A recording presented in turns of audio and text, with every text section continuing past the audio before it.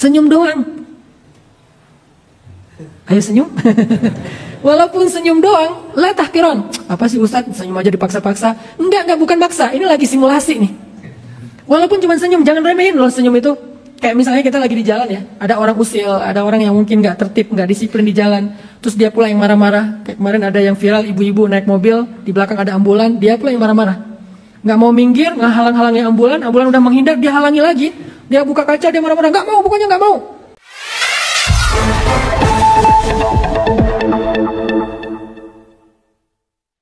Bismillahirrahmanirrahim. Assalamualaikum warahmatullahi wabarakatuh. Alhamdulillahirabbil alamin. Alhamdulillahilladzi la yaruddu man sa'alah wa la yaqta'u man wasalah wa la yakilu man tawakkala alaih. Asyhadu an la ilaha illallah wahdahu la syarikalah wa asyhadu anna Muhammadan abduhu wa rasuluhu la nabiyya ba'dah. Radina billahi rabba wa bi Muhammadin nabiyya wa bil islami dina. Rabbi syrah li sadri wa yassir li amri wa hlul 'uqdatan min lisani yafqahu qawli. Pertama-tama saya ingin mengucapkan terima kasih atas kesempatan hari ini, dan kita juga sama-sama berterima kasih atas fasilitas dan hospitality yang kita dapatkan hari ini dari ayah, bunda, teman-teman pengurus masjid atau DKM Masjid Abdullah Permata Jingga. Jazakumullah khair jaza. Kemudian juga dari adik-adik Switch yang sudah berinisiatif untuk membuat sebuah sharing event bersama dengan anak-anak muda Kota Malang. Begitu juga buat teman-teman dari Kokam, terima kasih banyak atas supportnya pada sore hari ini. Dan masih banyak sekali di sini orang-orang hebat pastinya yang dengan support mereka secara diam-diam mungkin akhirnya kegiatan sharing pada sore hari ini bisa kita laksanakan bersama. Alhamdulillah. Dan turunnya hujan di sore hari ini walaupun tidak lebat, tapi ini juga menjadi sebuah rahmat dari Allah, bahwa Allah insya Allah ridho dengan apa yang kita lakukan di Masjid Abdullah ini. Kita bahas tentang tiga nasihat ya, tiga nasihat yang diajarkan oleh Rasulullah SAW, dan tiga nasihat ini bisa jadi modal kita dalam hidup. Tiga nasihat ini bisa jadi kunci untuk dapetin keajaiban dalam setiap masalah kita. Dan tiga nasihat ini juga menjadi nasihat buat saya pribadi, makanya saya seperti sedang menceramahi diri saya sendiri dan juga ingin berbagi dengan teman-teman di sini. Nasihat yang pertama adalah diambil dari kisah seorang laki-laki. Jadi dulu tuh di zaman Nabi ada seorang kakek. Ada seorang kakek datang kepada Nabi dalam keadaan wajahnya sangat sedih dan gelisah. Kemudian dia setelah selesai sholat asar duduk paling depan pas di hadapan Nabi SAW. Kemudian kakek ini nanya kepada Rasulullah. Cuman kalau di Indonesia nanya ini agak-agak gimana ya? Ntar malah dibilang kamu nanya. Kamu bertanya-tanya. Udah lewat sih. Sekarang udah beda lagi. Apaan tuh? Nah, dia nanya kepada Rasulullah SAW. Dia bilang, ya Rasulullah, apakah jika ada seorang laki-laki menghabiskan hidupnya dengan semua jenis dosa, tidak ada satupun dosa kecuali dia pernah melakukannya, tidak ada satupun maksiat kecuali dia pernah mengerjakannya, selama dia hidup sampai dia tua, seolah-olah dosanya itu apabila dibagi-bagi kepada seluruh penghuni bumi, manusia, hewan, tumbuhan, maka semua mereka mendapatkan bagian yang banyak dari dosa-dosa dia. Ya Rasulullah, dengan suara gemetar dia bertanya, ya Rasulullah, apakah orang itu masih layak untuk mendapatkan rahmat Allah? Kalau dosanya dibagi kepada seluruh makhluk yang ada di muka bumi, manusia, hewan, tumbuhan, dan semesta, semua akan mendapatkan bagian dosa yang banyak dari dosa-dosa dia. Apakah orang yang seperti ini ya Rasulullah masih layak mendapatkan rahmat Allah? Kemudian dia tertunduk setelah dia bertanya seperti itu sampai dagunya ketemu dengan dadanya. Dia tertunduk dalam keadaan sedih, takut, dan dalam keadaan gelisah. Mendengar pertanyaan ini Rasulullah SAW kemudian juga diam, karena Rasulullah ikut prihatin dengan kondisi laki-laki tersebut yang bertanya tentang masalah dosa yang sangat banyak. Rasulullah prihatin, dan Rasulullah nggak serta-merta langsung memberikan jawaban atau sekedar basa-basi. Rasulullah mencoba untuk memahami dulu kondisi orang ini. Beberapa detik Nabi diam, tiba-tiba turunlah wahyu kepada Nabi SAW. Turunlah ayat kepada Nabi SAW. Di dalam surat Az-Zumar ayat 53, Allah Subhanahu wa taala berfirman, A'udzu billahi minasy syaithanir rajim. Bismillahirrahmanirrahim. Qul ya ibadiyalladzina asrafu ala anfusihim قل يا عبادي الذين أسرفوا على أنفسهم لا تقنطوا من رحمة الله لا تقنطوا من رحمة الله إن الله يغفر الذنوب جميعا Innahu huwal ghafurur rahim. Sadaqallahul azim. Apa arti dari ayat ini? Qul ya ibadiyalladzina asrafu ala anfusihim. Katakan, siapa yang disuruh katakan? Nabi Muhammad SAW. Katakan kepada orang itu, katakan kepada orang-orang seperti dia. Bukan hanya dia, tetapi orang-orang yang seperti dia, yang telah menghabiskan usianya dengan dosa, yang kalau seandainya dosa itu dibagi-bagi rata di antara penduduk bumi, semuanya dapat bagian yang banyak. Katakan kepada mereka, ya ibadi, wahai hamba-hambaku. Jadi gimana pun mereka hina, gimana pun mereka rendah, gimana pun mereka kotor dengan dosa-dosa, Allah masih memuliakan mereka dengan panggilan terhormat, ya ibadi. Allah nggak mengatakan wahai pendosa. Allah nggak mengatakan wahai ahli maksiat. Allah nggak mengatakan wahai manusia. Allah nggak mengatakan wahai orang-orang yang tercela. Allah memanggil mereka dengan panggilan yang terhormat, yang mulia. Dan Allah juga memanggil Nabi Muhammad dengan kata yang sama. Subhanalladzi asra bi'abdihi. Maha suci Allah yang memperjalankan hambanya, yaitu Nabi Muhammad. Artinya kalimat abdun, Abdullah, Abdurrahman dan seterusnya, itu adalah kalimat pemuliaan dari Allah kepada hamba. Ternyata meskipun laki-laki ini adalah seorang pendosa yang hina, yang tidak ada satupun dosa di muka bumi ini kecuali dia pernah melakukannya, Allah masih sayang kepada dia dan orang-orang seperti dia, sehingga Allah memantaskan mereka dengan panggilan, ya ibadi, wahai hamba-hambaku. Dan kita termasuk di antara orang yang dipanggil Allah, karena semua kita pendosa. Walaupun tampilan kita mungkin dianggap sebagai orang soleh, tampilan kita dianggap sebagai ahli ibadah, tampilan kita dianggap sebagai orang yang sangat religius, sangat islami, tampilan kita bahkan kadang terkesan seperti manusia suci, tapi sesungguhnya rahasia kita itu yang tidak Allah tampakkan, Allah jaga, Allah tutup aib kita, kita itu semuanya pendosa. Sehingga ketika Allah berfirman, ya ibadi, wahai hamba-hambaku, kita lagi dipanggil sama Allah, teman-teman. Jadi jangan berpikir bahwa ayat ini tentang seseorang, bahwa ayat ini tentang kisah sahabat, tapi ayat ini adalah tentang kita. Sehingga ketika kita mendengar atau membaca ayat ini, kita yang merespon, ya ibadi, kata Allah, wahai fulan hambaku, wahai Hanan hambaku, wahai Buni hambaku, wahai siapapun di antara kita di sini, ya ibadi, wahai hambaku, alladzina asrafu ala anfusihim, yang telah melampaui batas terhadap dirinya sendiri. Apa maksud melampaui batas? Yang dosanya itu lebih daripada yang bisa dibayangkan oleh dirinya sendiri. Yang dosanya itu nggak biasa. Apa dosa biasa? Dosa nggak sengaja, dosa yang sedikit, dosa kecil. Sedangkan ini dosa yang sengaja, dosa yang banyak, besar pula. Baik dosa yang dia malu tentangnya maupun yang terang-terangan dia nggak malu tentangnya. Ini namanya orang yang melampaui batas. Semua dosa-dosa besar dia pernah lakukan, atau sebagian besar dari dosa-dosa itu pernah dia lakukan, atau satu saja dari dosa besar yang mencelakai dia di dunia dan di akhirat dia pernah lakukan. Dia pernah minum khamar dengan beragam variannya. Dia pernah berzina dengan berbagai macam bentuknya. Dia pernah membunuh dengan berbagai macam kezalimannya. Dia pernah makan riba dengan berbagai macam bentuk-bentuk riba itu, dan seterusnya. Banyak dosa-dosa besar. Yang pasti mungkin kita pernah meninggalkan sholat, atau bukan mungkin, yakin kita pernah meninggalkan sholat sejak kita balik. Usia laki-laki balik rata-rata 10 tahun, kita yakin gak pernah ninggalin sholat sejak 10 tahun sampai hari ini. Yakin Ustaz, yakin apa? Yakin pernah ninggalin sholat. Dan gak sekali, berulang kali. Ada yang istiqomah. Istiqomah sholat zuhur, istiqomah sholat subuh dijama dengan sholat duha.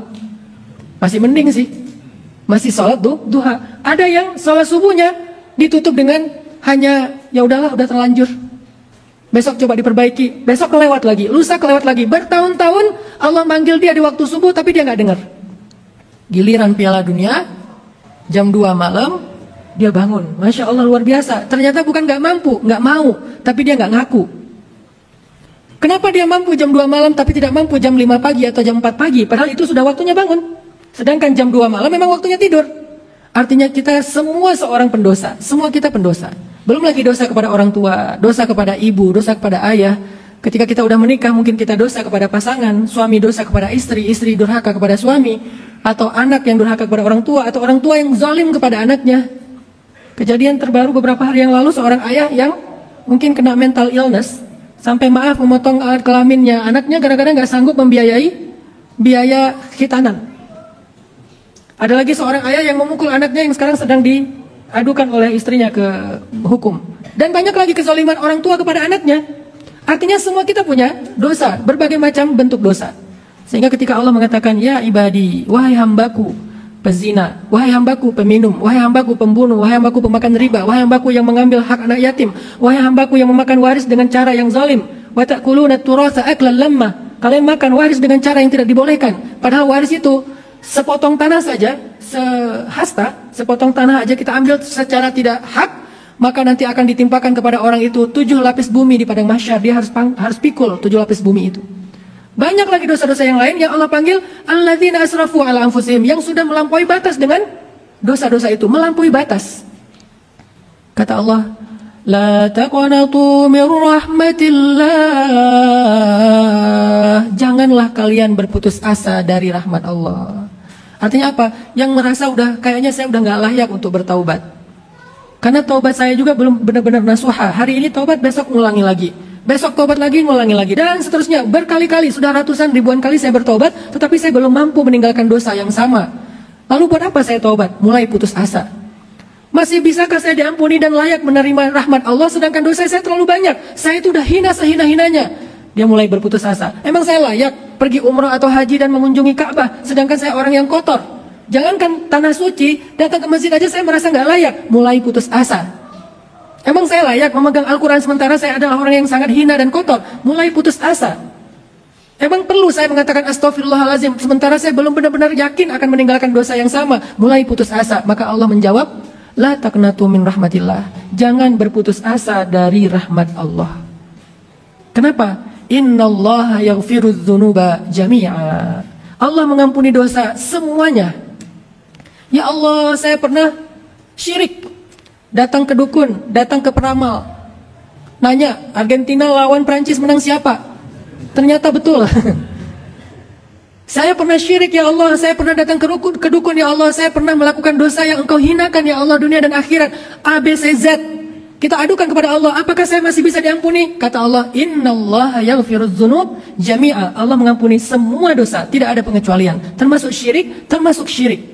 Syirik itu baru nggak diampuni kalau dia mati dalam keadaan musyrik. Kalau masih hidup, tidak ada yang tidak diampuni, semuanya diampuni. Tapi kalau sudah mati dalam keadaan musyrik, barulah dia menjadi orang yang merugi dan tidak akan diampuni dosa itu. Makanya ketika Allah bilang innallaha yaghfirudz dzunuba jami'a, itu untuk orang yang masih punya kesempatan, masih bernafas, masih hidup, masih ada kesempatan bertobat. Kata Allah, innallaha yaghfirudz dzunuba jami'a, semua dosa kita itu pasti diampuni oleh Allah. Jangan merasa rendah diri wahai hambaku. Jangan berputus asa wahai hambaku. Jangan berhenti minta ampun dan bertaubat wahai hambaku. Ya Allah, saya itu udah mencoba untuk bertaubat tapi gagal terus. Ya udah deh, saya berhenti aja, tunggu sampai saya siap. Kapan kamu siap? Apakah kamu siap setelah ajalmu datang? Sehingga tidak ada lagi kesempatan? Kapan kita siap? Lalu bagaimana kita tahu bahwa kita sudah siap atau tidak? Ya sudah, minta ampun lagi, dosa lagi, taubat lagi, dosa lagi, taubat lagi, dan seterusnya. Tahukah kita? Allah nggak pernah berputus asa untuk mengampuni dosa kita, walaupun berulang-ulang kali. Tapi yang terjadi, kita yang berputus asa minta ampun kepada Allah. Makanya Allah itu punya nama di antara nama-nama yang mulia, ada Ghafur, ada Ghaffar. Mal farqu bainal Ghafur wal Ghaffar? Apa bedanya antara Ghafur dan Ghaffar? Ghafur artinya mengampuni dosa sebesar apapun dosa itu. Sebesar apapun dosa itu. Walaupun kita sampai merasa benci terhadap diri kita sendiri karena dosa kita, Allah Ghafur. Walaupun kita ngerasa orang yang paling rendah di muka bumi, Allah Ghafur. Saking besarnya dosa kita, Allah Ghafur. Ghafur artinya Allah maha mengampuni dosa sebesar apapun dosa itu. Sedangkan Ghaffar artinya Allah maha mengampuni dosa sebanyak dan sesering apapun dosa itu kita lakukan. Jadi jangan pernah berputus asa untuk meminta ampun kepada Allah, karena Allah sendiri nggak pernah berputus asa mengampuni kita. Hari ini bikin dosa nih, lalu malamnya, ya Allah saya nyesel banget hari ini, kenapa saya masih melakukan dosa itu, maafkan saya ya Allah, saya pengen taubat, pengen lebih benar besok. Dengan yakin, dengan sungguh-sungguh, dengan harapan yang besar di dalam hati kita, pengen benar-benar bertaubat. Besok lemah lagi, namanya manusia.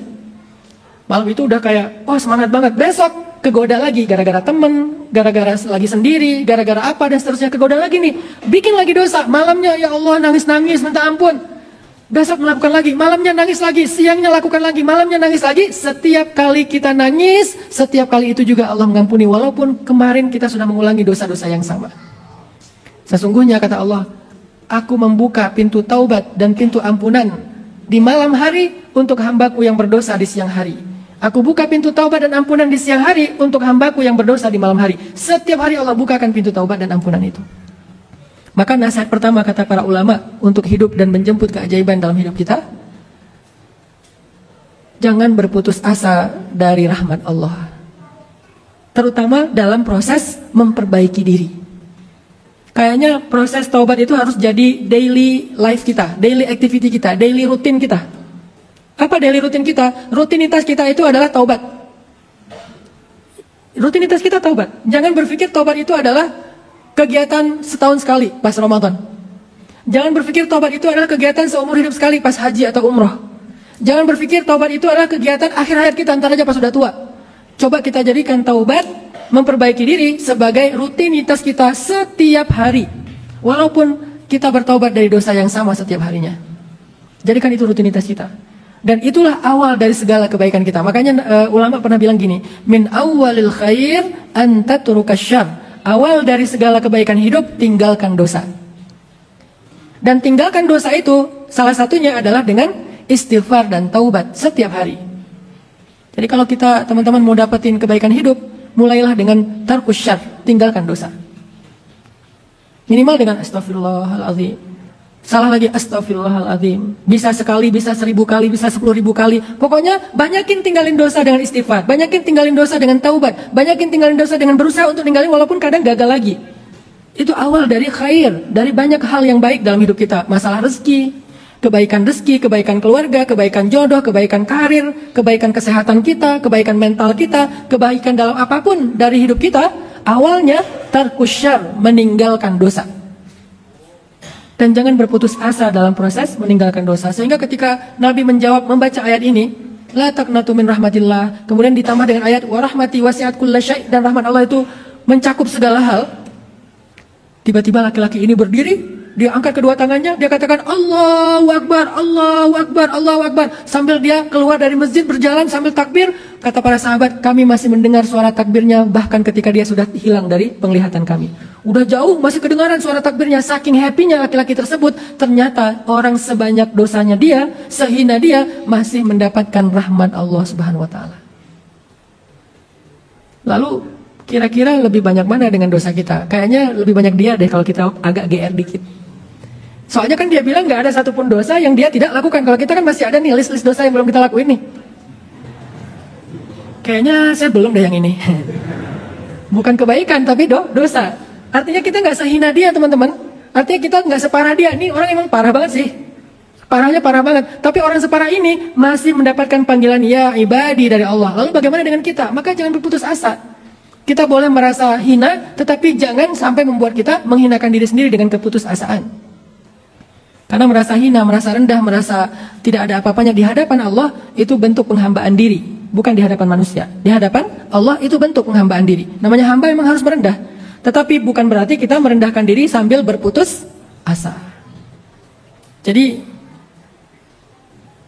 tips pertama atau nasihat pertama yang diajarkan Rasulullah SAW kepada kita dalam kisah laki-laki tadi adalah cobalah belajar untuk selalu berharap kepada Allah bahwa Allah itu Maha Pengampun, Allah itu Maha Penyayang.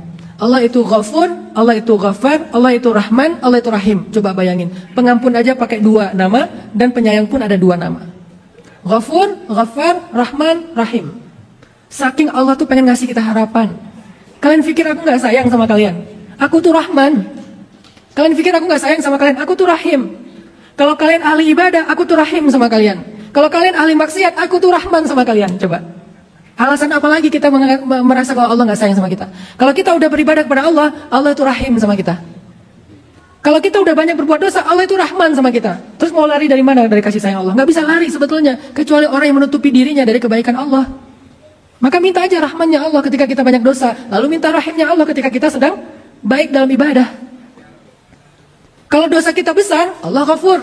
Kalau kita dosa kita banyak, Allah Ghafar. Mau gimana?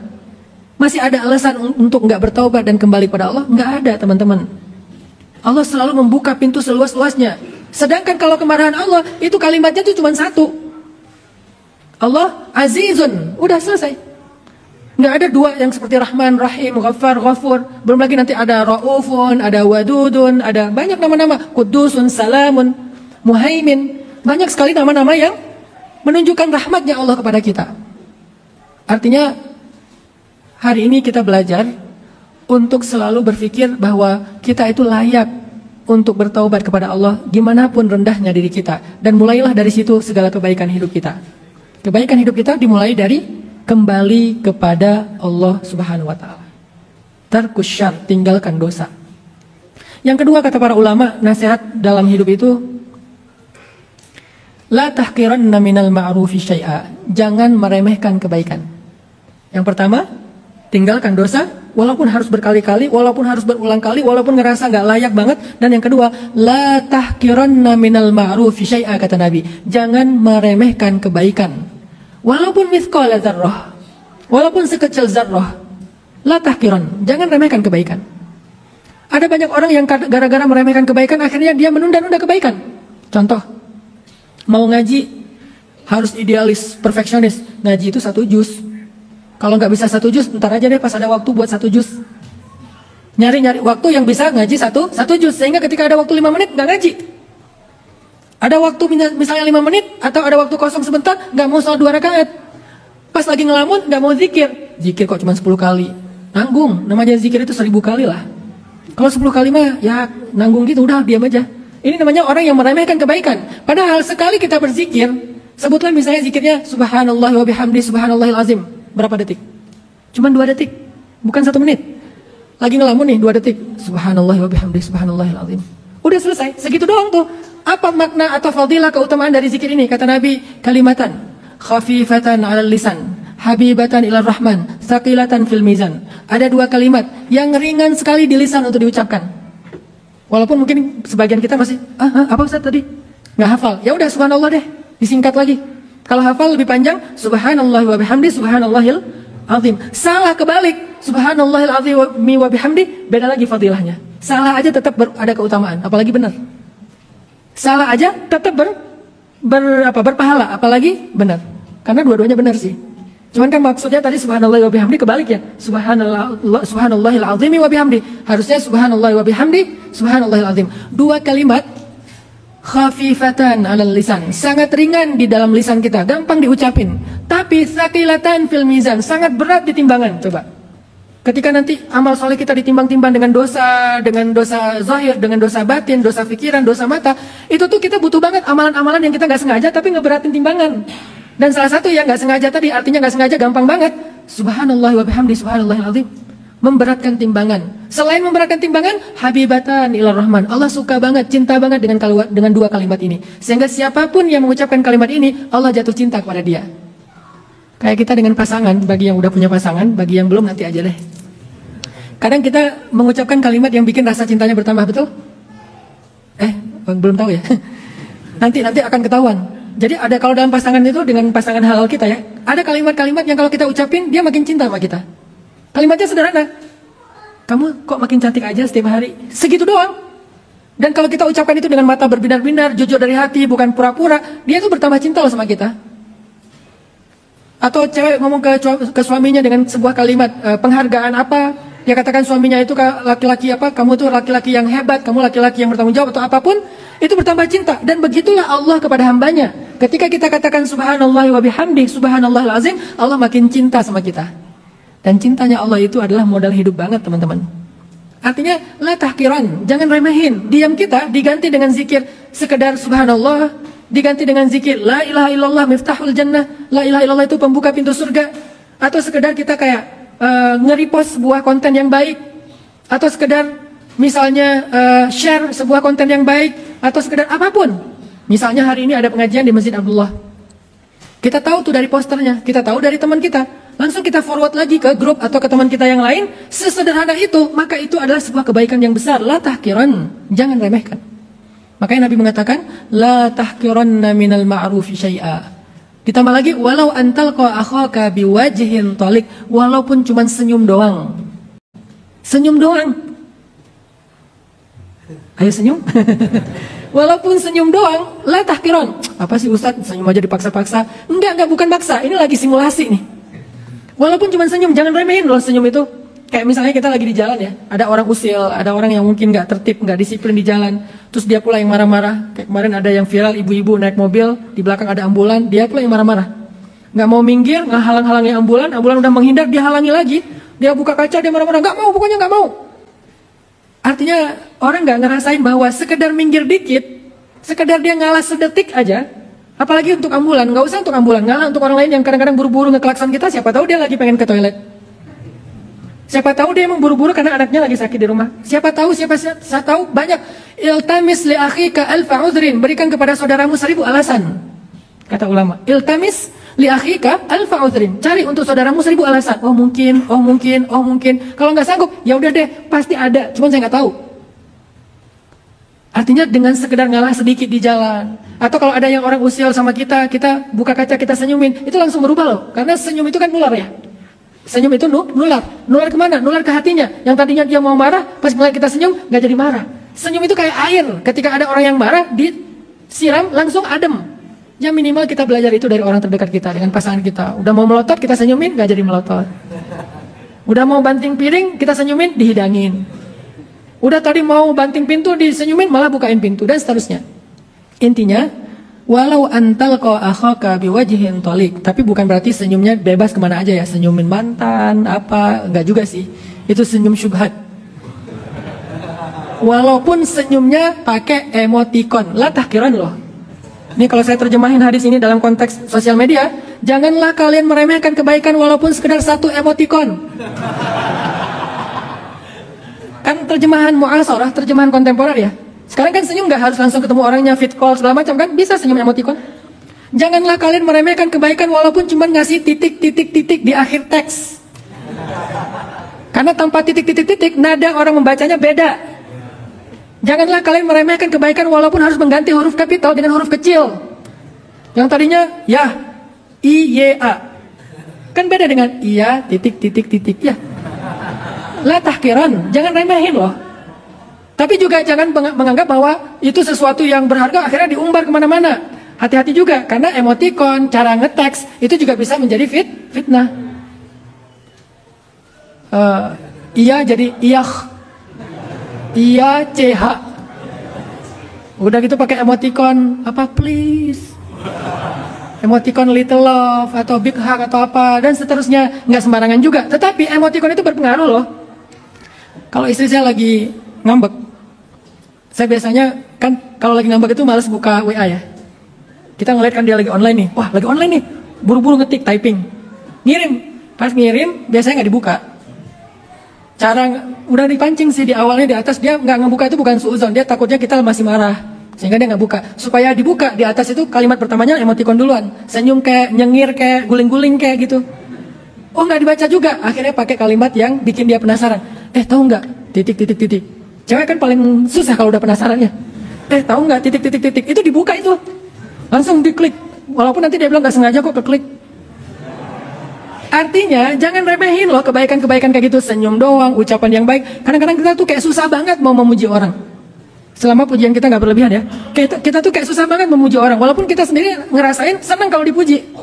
Kenapa kita nggak menyenangkan orang lain dengan pujian, dengan ucapan, dengan ekspresi? Bukankah kata Nabi amalan yang paling Allah suka itu adalah sururun tudkhiluhu fi qalbi mu'min, membahagiakan orang lain. Karena Nabi membahagiakan Sayyidah Aisyah dengan mengatakan, ya Humaira, wahai cewek yang pink. Karena Humaira itu artinya pink. Bahasa orang yang lebih senior, kemerah-merahan. Wahai perempuan yang wajahnya pink, saking putihnya dan saking cantiknya, sehingga Aisyah makin pink. Karena ngerasa malu, Kan Aisyah itu pemalu ya. Dipuji sama Nabi makin malu tapi tersanjung. Sehingga Aisyah makin cinta sama Nabi. Jangan remehin kalimat-kalimat yang baik. Artinya Nabi bilang, la tahkiranna minal ma'rufi syai'a. Sekarang saya pengen baca satu hadis yang agak panjang. Tentang betapa sebuah amalan itu, sekecil apapun, kelak di akhirat itu akan menolong kita, teman-teman. Ada hadis dari Abdurrahman bin Samroh. Hadis ini derajatnya Hasan.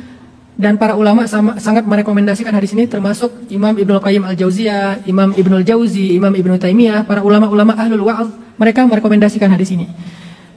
Rasulullah SAW pernah memberi kami nasihat dengan sebuah kalimat. Kata Nabi, inni ra'aitul bariha ajaban. Kata Nabi, kemarin aku melihat sebuah keajaiban. Nabi itu kalau buka sebuah nasihat itu nyaman gitu, bukan aku bersabda, nggak gitu.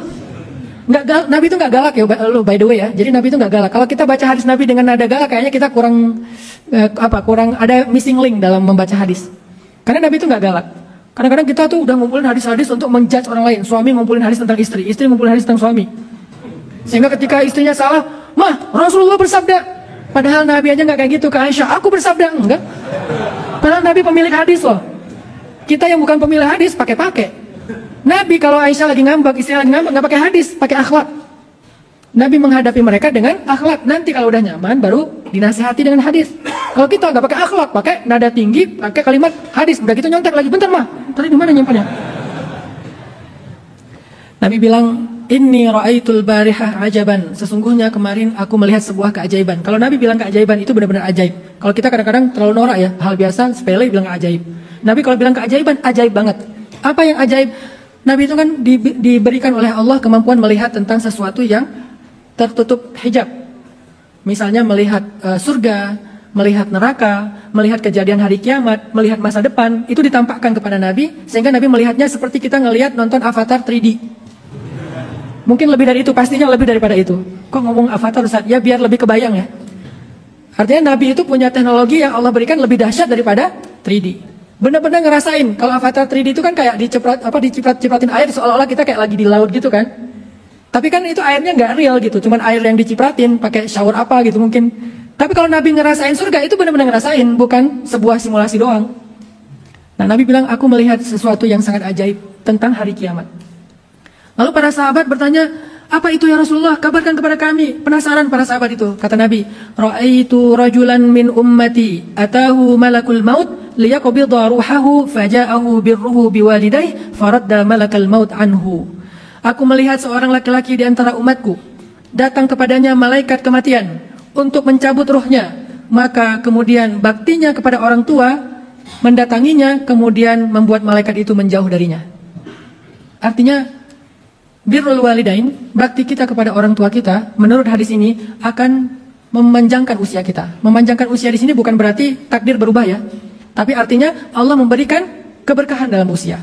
Bisa benar-benar dipanjangkan, Allah alam, kita nggak berani menafsirkan terlalu berlebihan. Bisa dipanjangkan, ditambah umurnya, bisa ditambah keberkahan umurnya. Yang jelas, birrul walidain, berbuat baik kepada orang tua, menyelamatkan seseorang laki-laki min malakil maut, dari malaikat pencabut nyawa.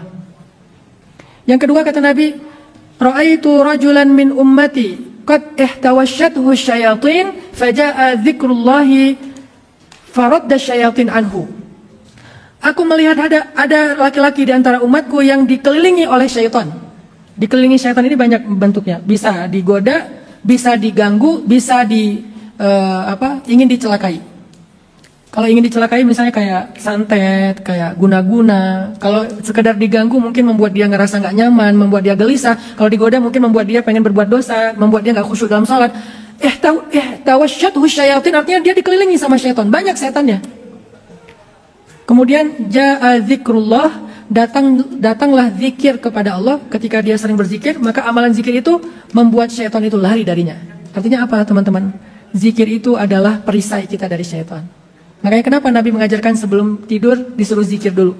Subhanallah 33 kali, Alhamdulillah 33 kali, Allahu Akbar 34 kali. Kemudian baca ayat kursi, kemudian membaca doa tidur. Kenapa? Supaya tarat syayatin anhu, setan itu terbang berhamburan keluar jauh dari dia. Itulah zikir, pelindung kita. Dan zikir itu banyak, mulai dari doa safar, doa naik kendaraan, masuk rumah, keluar rumah, dan seterusnya. Kalau nggak banyak yang kita hafal, minimal bismillah. Bismillah tawakkaltu 'ala Allah, a'udzubillahi minasyaitonirrajim, alhamdulillahirabbil alamin. Kalau udah selesai zikir. Kemudian Nabi bersabda lagi, ra'aitu rajulan min ummati qad ihtawashathu malaikatul azab faja'athu salatuhu fastanqadhathu min aydihim. Aku melihat ada di antara umatku yang dikelilingi oleh malaikat azab. Malaikat azab ini banyak. Salah satunya adalah malaikat yang datang untuk memberinya musibah besar. Dikelilingi malaikat azab. Ada azab musibah tentang rezeki, ada musibah tentang kesehatan, ada musibah tentang keluarga, ada musibah tentang karir. Banyak malaikat yang datang untuk memberinya musibah ataupun bencana. Kenapa? Karena dosa-dosanya. Faja'athu salatuhu, maka salatnya datang lalu menjadikan dia selamat dari malaikat-malaikat pembawa bencana. Salatnya menyelamatkan dia dari bencana. Ra'aitu rajulan min ummati 'atshan kullama dana min haudin muni'a wa turida faja'ahu siyamuhu syahri Ramadan fa asqahu wa rawah. Aku melihat umatku ada yang kehausan di padang mahsyar, hausnya. Rasa haus yang belum pernah dia rasakan semasa hidupnya di dunia, maka datanglah puasa Ramadannya memberi dia minum dan membuat hilang dahaganya. Ternyata puasa Ramadan menyelamatkan seseorang dari haus yang luar biasa di padang mahsyar.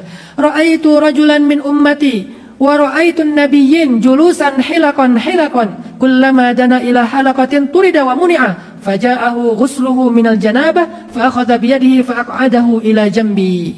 Apa artinya?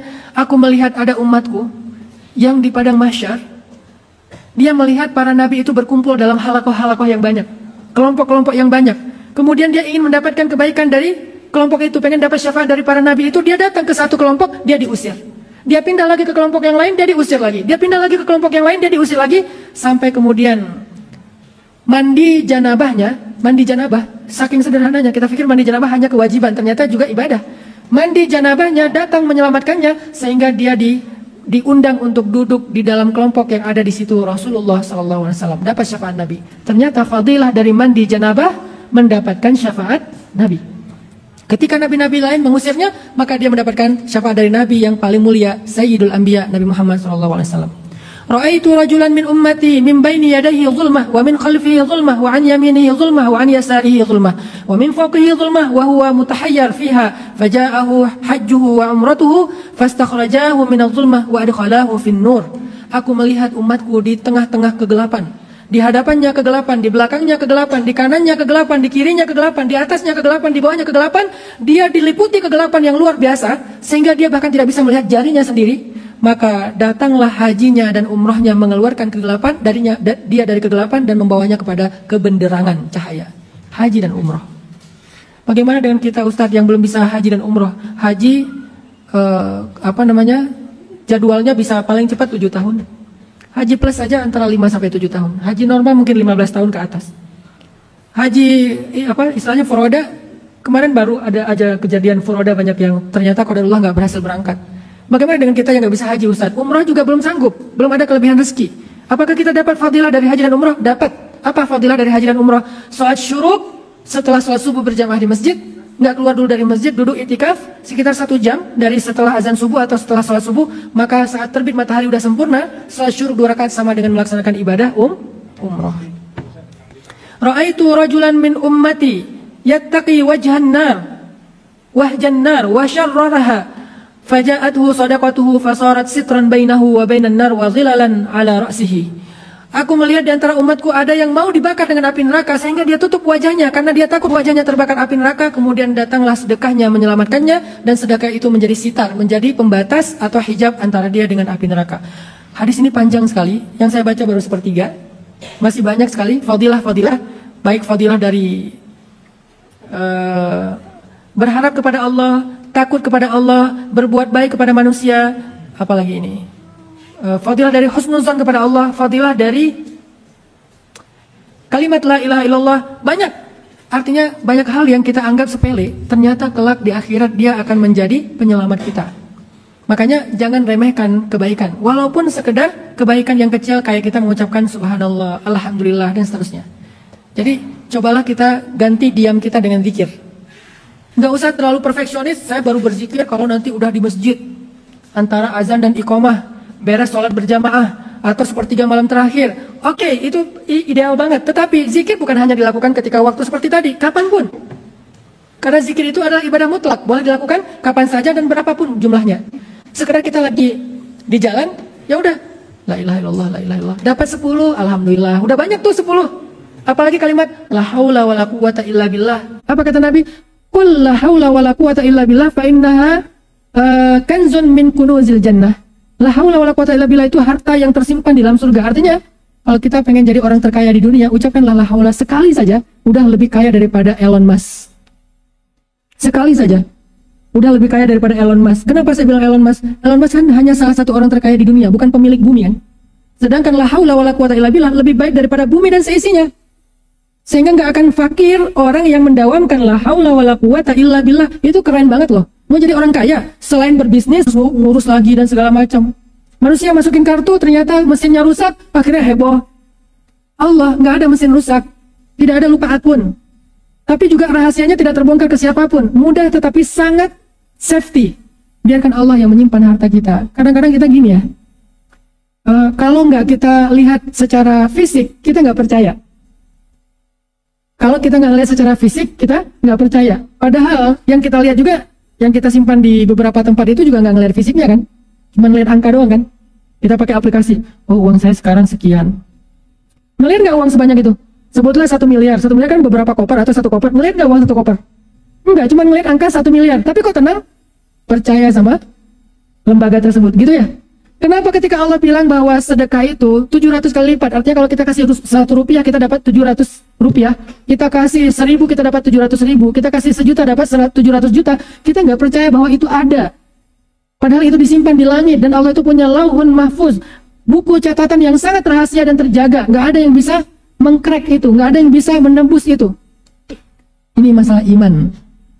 Tapi gimana cara ngambilnya Ustaz? Cara mencairkannya gimana? Kalau yang di bumi kan gampang, tinggal gesek, belanja di mall gesek. Lebih gampang lagi, tinggal gini. Sekarang saya tanya ya. Ini ada 2 pilihan nih. Pilihan yang pertama, teman-teman. Kita dikasih uang 1 miliar. Nggak usah 1 miliar deh. Kita dikasih uang 20 juta. Kita dikasih uang 20 juta rupiah.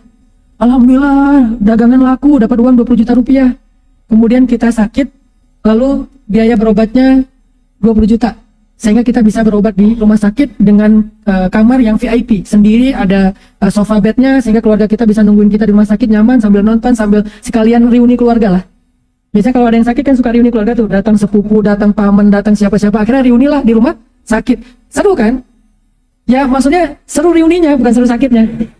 Dan kita merasa, alhamdulillah ya, kalau ada rezeki itu enak ya, sakit juga. Kalau ada uang, sakit juga, enak. Tinggal di rumah sakit, kelasnya VIP, dokter yang datangnya juga dokter ahli. Dokter ahli itu kalau lagi visit, beda sama perawat-perawat yang mungkin masih magang. Kalau dokter yang ahli yang visitnya itu, Bapak gimana? Oh nggak apa-apa, ini mah biasa. Padahal udah parah banget. Karena beliau tahu memotivasi pasien dan seterusnya. Nyaman gitu diskusinya. Dok, ini gimana dok? Oh ya ini dijelasin dengan sabar. Sehingga kita berpikir, iya ya, uang tuh penting ya. Kalau saya nggak punya uang, nggak bisa saya dapat pelayanan kayak gini di rumah sakit. Oke, itu pilihan pertama ya. Pilihan yang kedua, kita nggak dapat proyek 20 juta, tapi kita nggak sakit. Pilih yang mana? Kan nggak ada pilihan itu. Itulah manusia. Kalau ada 2 pilihan nih, kira-kira yang mana nih? Yakin? Seringnya kita kayak gitu teman-teman, cuman kita nggak sadar. Ya Allah, mana katanya dimudahkan rezeki, duitnya ada di langit. Kok saya nggak dapat? Dapat. Dengan apa? Bukan sembuh dari sakit, tapi dihindarkan dari sakit. Bukan bisa berobat di rumah sakit dengan kelas VIP, tapi bahkan nggak perlu ke rumah sakit. Kan lebih enak nggak perlu ke rumah sakit daripada ke rumah sakit walaupun kelas VIP. Kita nggak sadar tentang itu. Makanya nggak ada yang hoax atau fake dari janji Allah tuh nggak ada. Cuman cara Allah berinteraksi dengan hambanya tuh sering kita nggak ngerti karena kita bodoh dan nggak terlalu yakin sama Allah. Gitu juga dengan keluarga kita, anak-anak kita. Dengan punya uang banyak, akhirnya saya bisa nyekolahin anak saya di sekolah yang mahal. Biaya masuknya ada tuh di Jakarta. Satu sekolah biaya masuknya 150 juta SD. Di Malang juga ada Ustadz, kata teman-teman. Oh iya ya, di Bandung ada 80 juta misalnya. Masuk 80 juta. Ada yang masuk 150 juta. Kemudian uang bulanannya 5 juta. Uang tahunannya 30 juta. Karena saya punya uang, akhirnya saya bisa nyekolahin anak saya di sekolah yang mahal. Yang satu lagi, saya nggak punya uang, sehingga nggak bisa nyekolahin anak. Saya cari sekolah yang murah-murah aja. Akhirnya sekolah yang murah itu sekolah agama. Sekolah agamanya, sekolah Al-Quran. Akhirnya anaknya hafiz Al-Quran. Mana yang lebih baik? Dua-duanya baik. Silahkan kita pilih. Nggak ada yang buruk. Saya nggak mau menjudge siapapun. Tetapi di sini kadang-kadang kita salah paham. Seolah-olah kalau nggak dapat yang ini, kita kayak orang yang kurang beruntung. Para sahabat, itu doanya Nabi. Ada yang berani doa kayak gitu? Nabi itu pengen jadi orang miskin, wafat sebagai orang miskin, dibangkitkan sebagai orang miskin, di surga bersama orang miskin. Miskin ya, bukan fakir. Tapi kan kata Nabi itu kemiskinan dekat dengan kekufuran. Kata siapa? Nabi nggak pernah ngomong gitu. Tapi kan terkenal hadisnya. Terjemahannya keliru. Kalimat bahasa Arabnya, kadal fakru ayyakuna kufran. Hampir-hampir kefakiran membuat orang kufur. Bukan kemiskinan, kefakiran. Apa beda miskin dengan fakir? Miskin adalah tentang kondisi ekonomi, finansial, hartanya pas-pasan. Fakir tentang masalah mental. Bisa jadi orang kaya lebih fakir daripada orang miskin. Ketika dia selalu merasa kurang. Udah jadi orang terkaya di dunia, masih merasa kurang. Kenapa? Ada yang lebih kaya dari dia. Kemarin disalib. Urutan pertama disalib jadi urutan kedua. Sehingga dia merasa kurang. Harus tahun ini saya jadi nomor 1 lagi. Fakir. Karena dia merasa kurang walaupun udah punya sekian ribu triliun. Sedangkan orang miskin, alhamdulillah ya, bisa makan enak, beli nasi goreng hari ini, dimakan bertiga. Itu orang kaya, ghani. Tetapi finansialnya miskin. Tetapi mentalnya ghaniyun. Orang yang merasa cukup. Jadi nggak ada kata orang miskin dekat kepada kekufuran, itu nggak ada. Itu hadis yang salah diterjemahkan di Indonesia. Terjemahan yang lebih tepat adalah hampir saja kefakiran menjadikan seseorang itu kufur. Makanya Nabi berdoa, ya Allah, aku berlindung kepadamu dari fakro, dari kefakiran. Tidak pernah Nabi berdoa, ya Allah, aku berlindung kepadamu dari kemiskinan. Nggak pernah Nabi berdoa. Terus Ustaz berdoa minta jadi orang miskin. Enggak juga sih. Sama kita. Iman kita belum sekeren Nabi dan sahabat. Abdurrahman bin Auf itu nangis gara-gara jadi orang kaya. Aneh kan? Kita nangis karena pengen jadi orang kaya. Dia nangis gara-gara kok saya kaya sih. Ini gimana cara biar miskin? Sedekah. Habisin, nambah lagi. Kan makin sedekah makin nambah. Salah caranya, kok malah sedekah. Makin sedekah makin nambah. Terus caranya gimana? Cara haram nggak mau. Cara halal ya sedekah. Sedekah lagi yang banyak. Sekali sedekah itu 100 ekor onta. Sekali sedekah itu kafilah dagang. Ngasih, makin ditambah sama Allah. Saya nggak nangis, ya Allah kok nggak habis-habis sih harta saya. Wah ini nih, nggak habis pikir saya tuh. Lagi buka puasa, istrinya ngidangin banyak makanan, lihat makanan yang banyak malah nangis. Kalau kita ngelihat meja nangis karena kok nggak ada makanan kesukaan saya. Ada kolak, ada opor, ada segala macam. Abdurrahman kata istrinya, wahai suamiku, ada salah apa? Ada yang kurang dari masakan aku? Enggak, aku nangis makanannya kok banyak banget. Masya Allah. Artinya ini kenapa jadi ngebahas bab ini ya? Tadi apa sih?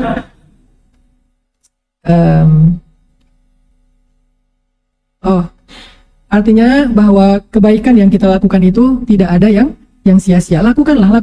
Walaupun waktu kita sebentar, walaupun waktu kita cuma 5 menit. Baca Quran itu jangan idealis harus 1 juz. Kayaknya waktu saya cuma bisa baca Quran 1 halaman. Ya udah baca aja 1 halaman. Baru setengah halaman dipanggil. Ada urusan, dipanggil istri, dipanggil anak, dipanggil siapa misalnya. Ya udah tutup, kan nggak apa-apa kan? Nggak dosa kan kita menutup bacaan Al-Quran selama dengan adab-adab yang baik. Yang nggak dianjurkan itu adalah kita membaca Al-Quran atau kita mendengarkan bacaan Al-Quran sambil bercanda, bermain-main, enggak. Tapi kalau misalnya kita tutup, udah selesai, Sadaqallahul Azim. Boleh membaca Sadaqallahul Azim, boleh enggak? Karena membaca Sadaqallahul Azim itu bukan kewajiban dalam menutup bacaan Al-Quran. Sadaqallahul Azim. Loh kok baca lagi sih? Kan udah Sadaqallah. Siapa bilang Sadaqallah itu sebagai penutup? Sadaqallah itu adalah dalam bahasa membaca Al-Quran itu disebut dengan tajawub. Tajawub itu respon. Apa arti respon? Kalau Allah berfirman, kita bilang, benar tuh. Itu tuh arti dari Sadaqallah. Sadaqallah itu like. Kalau di sosial media, Sadaqallah itu like. Sadaqallah itu repost. Jadi kalau kita baca, Alif Lam Mim. Sadaqallahul Dzalikal kitabu la raiba fihi hudal lil muttaqin. Sadaqallahul Azim. Boleh nggak kayak gitu? Boleh. Aneh aja. Tapi itu boleh. Aneh itu gara-gara kebiasaan kita. Jadi kalau kita dengar ada teman kita ngaji nih, dia baca Tabarakalladzi biyadihil mulku wa huwa ala kulli syai'in qadir. Kita dengar Sadaqallahul Azim. Alladzi khalaqal mauta wal hayata liyabluwakum ayyukum ahsanu amala wa huwal azizul ghafur. Sadaqallahul Azim. Alladzi khalaqa sab'a samawatin tibaqa. Sadaqallahul Azim. Boleh. Malah bagus. Cuman teman kita juga harus pengertian. Kalau dia nggak ngerti, lo apaan sih lu? Nggak senang dengan gua ngaji nih.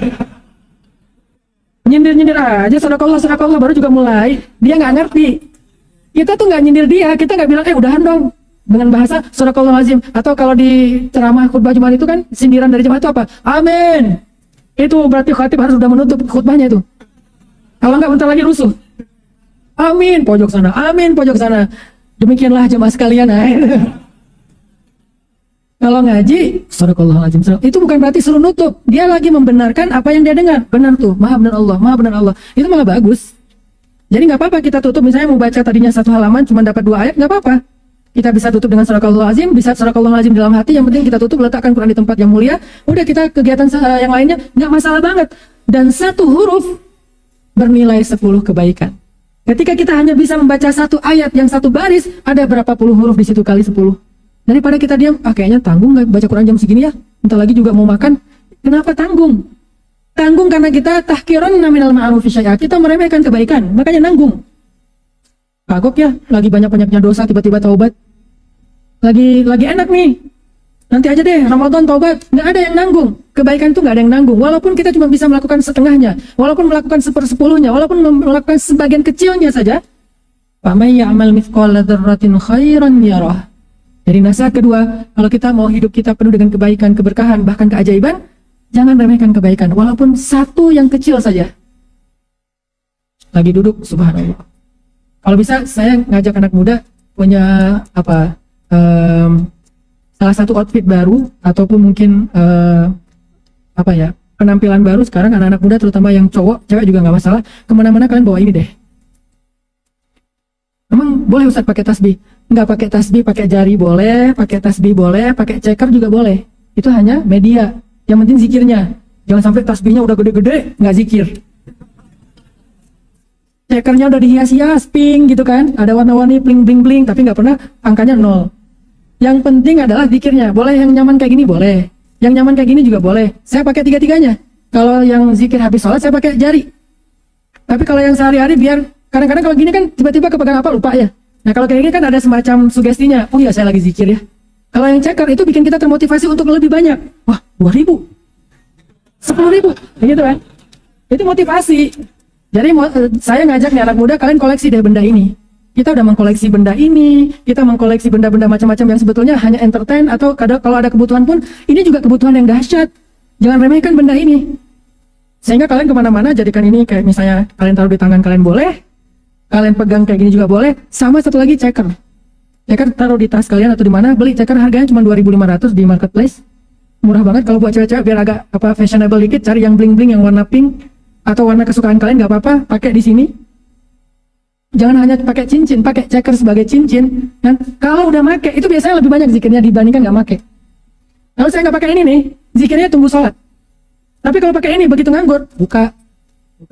Kalau yang ini agak ribet ya bukanya. Wah, sambil diam, sambil gitu kan. Kalau pakai ceker, udah dipakai di jari, pas lagi nganggur dikit, tinggal muter, tek. 700. Masya Allah. Padahal cuma 5 menit. Coba bayangin kita ngucapin la ilaha illallah. Saya pernah ngitung la ilaha illallah itu 1000, itu kurang dari 10 menit. 1000. La ilaha illallah. Lagi di pesawat kemarin saya di Banjarmasin ya. Pesawatnya udah mau landing, tinggal sekitar 15 meter dari landasan, naik lagi gara-gara angin kenceng. Ke bawah angin, terus kayak pilotnya bilang nih nggak safety banget untuk landing, naik lagi. Akhirnya kita holding di udara sekitar 1 jam. Hikmah yang saya dapatkan apa? Gara-gara itu jadi banyak zikirnya. Turbulence, di belakang ada yang baca Yasin wal Quran Hakim. Saya bilang, jangan Yasin dong. Kenapa? Yasin itu memudahkan kematian. Kan kalau kalian susah sakaratul maut, bacalah Yasin supaya sakaratul mautnya jangan Yasin dulu, belum. Mending Al-Muluk kayak Ar-Rahman kayak ayat kursi kayak gitu ya. Yasin kalau benar-benar lagi naza sakaratul maut, baca Yasin memudahkan sakaratul maut. Ini belum apa-apa udah Yasin aja tuh di belakang. Yasin wal Quran Hakim. Aduh, ibu teh.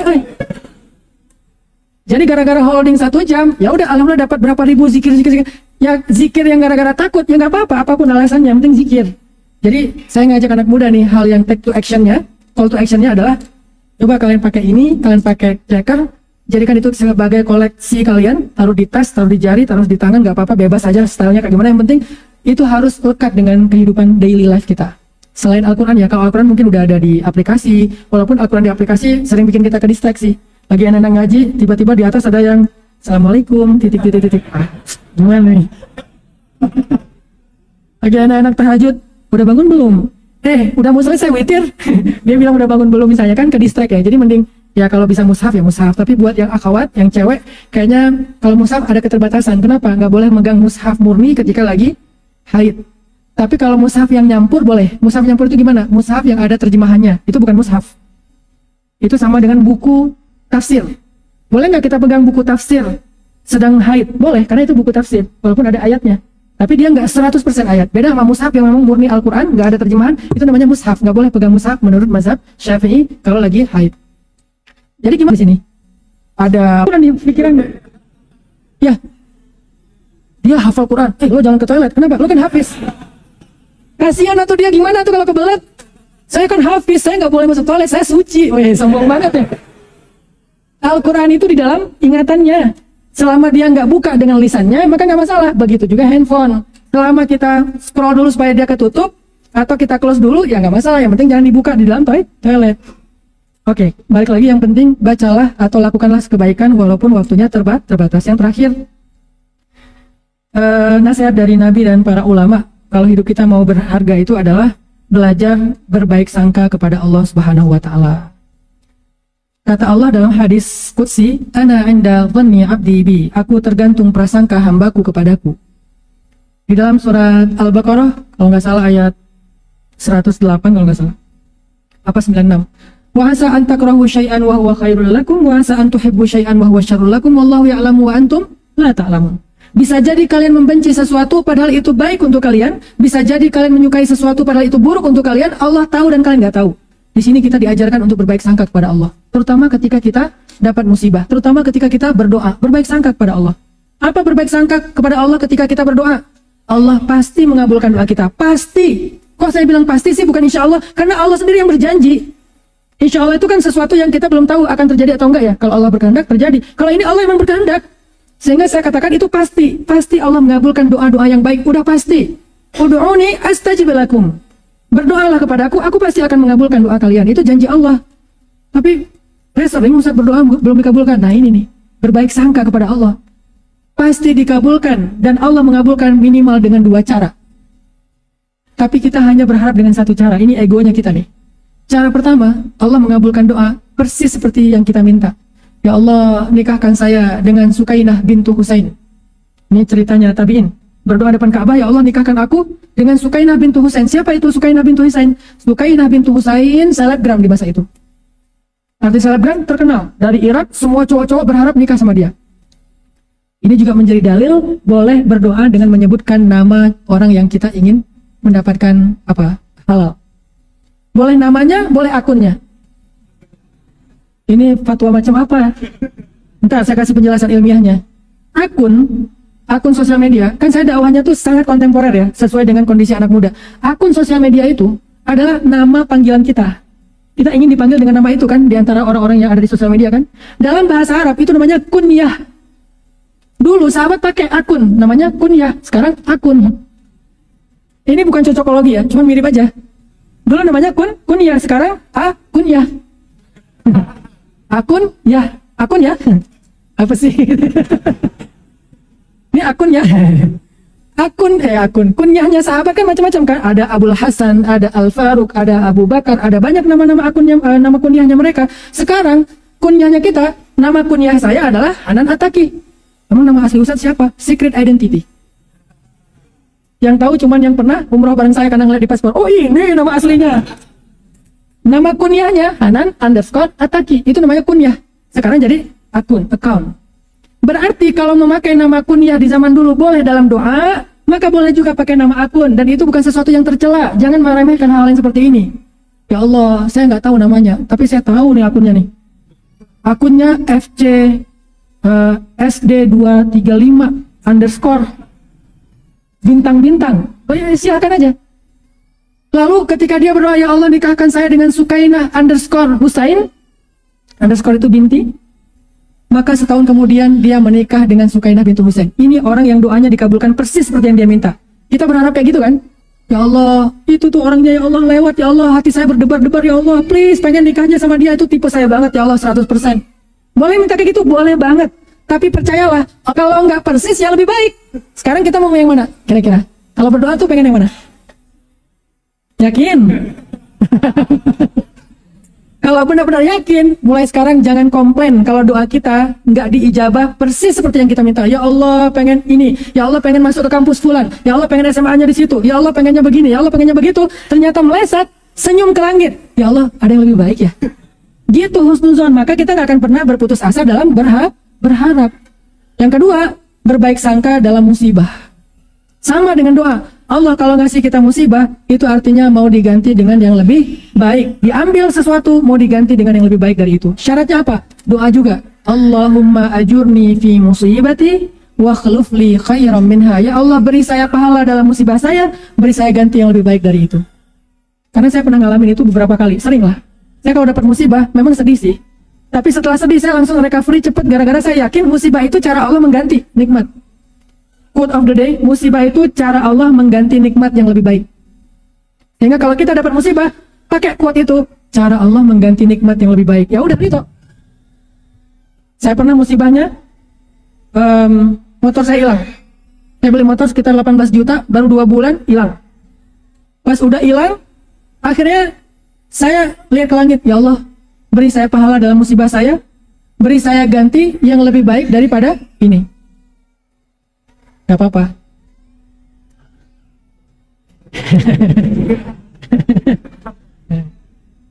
Insya Allah. Yang penting adalah, ya apa tadi yang penting adalah, kalau kita ngomong gak apa-apa, tapi kepikiran ya. Kepikiran karena sayang, kasihan. Intinya adalah, kalau kita dapat musibah itu Allah mau menggantinya dengan yang lebih baik kalau kita berhusnuzon kepada Allah. Saya hilang motor yang harga 18 juta, lalu saya minta doa itu, seminggu kemudian, tiba-tiba ada teman saya dari Surabaya datang ke Bandung, Ustadz, saya ada nazar. Apa nazarnya mas? Saya pengen kalau dapat rezeki dalam sebuah proyek, pengen ngasih Ustadz hadiah motor. Oh gitu? Kok nazarnya libat-libatin saya? Nah, udah senang gitu ya. Ustadz butuh motor apa? Nggak usah deh, terserah aja deh, terserah aja. Nah, nazar kan wajib dong, harus ditunaikan, hutang soalnya. Terserah aja, padahal saya punya tuh. Tapi biarin dia yang milih. Ya udah ya Ustadz, yuk kita ikut saya ke dealer. Nggak usah, mas aja yang ke dealer. Begitu dia ke dealer, saya wudhu, saya bentangkan sajadah, saya sholat. Dia ke dealer, saya ke langit. Ya Allah, kalau bisa CC-nya lebih gede. Mereknya ini, saya nggak nyebutin karena nggak di-endorse ya. Harganya 30 juta, warnanya hitam. Spesifik. Dia datang, bawa motor, saya juga kaget persis seperti doa saya. Wah dahsyat, ternyata doa ini bisa dipakai lagi nih. Dapat. Sebulan kemudian datang lagi dari Karawang. Teman saya, pengusaha juga datang. Ustaz, udah lama banget pengen ngasih Ustaz motor. Padahal saya waktu hilang motor itu nggak woro-woro kemana-mana. Diam-diam aja. Kalau saya woro-woro kan berarti saya kayak caper ya. Ini enggak. Dia datang, saya pengen banget ngasih Ustaz motor. Oh gitu? Iya. Padahal, alhamdulillah ya. Ustaz butuh motor apa? Enggak, terserah aja. Ya udah ikut saya ke dealer. Nggak usah. Mas aja ke dealer. Dia ke dealer, saya sholat. Ya Allah, pengen yang CC-nya lebih gede biar pakai touring. Waktu itu saya pengen touring sama Edi Brokoli. Mau dakwah ke daerah pantai selatan Jawa Barat bareng anak-anak muda. Ya Allah, pengen pakai motor yang itu buat touring bareng teman-teman untuk dakwah anak muda. Kalau bisa yang CC-nya sekian, warna hitam juga, mereknya ini. Datang-datang bawa persis seperti yang saya doain. Sampai saya takut mau doa lagi tuh. Masa dikasih lagi motor? Moge kan ya? Saya nggak biasa bawa moge, udah cukup segini aja ya Allah. Alhamdulillah. Itu artinya, kalau kita berhusnuzon kepada Allah, Allah tunjukkan persis seperti yang kita persangkakan. Aku tergantung prasangka hambaku kepadaku. Mudah-mudahan 3 kunci ini, 3 nasihat ini bisa menjadi modal hidup kita. Yang pertama adalah jangan berputus asa dalam memperbaiki diri, bertobat kepada Allah. Yang kedua, jangan remehkan kebaikan walaupun cuma zikir 1-2 kali, walaupun baca ayat 1-2 ayat. Dan yang ketiga, berbaik sangkalah kepada Allah dalam doa dan dalam musibah. Barakallahu fikum. Wassalamualaikum warahmatullahi wabarakatuh.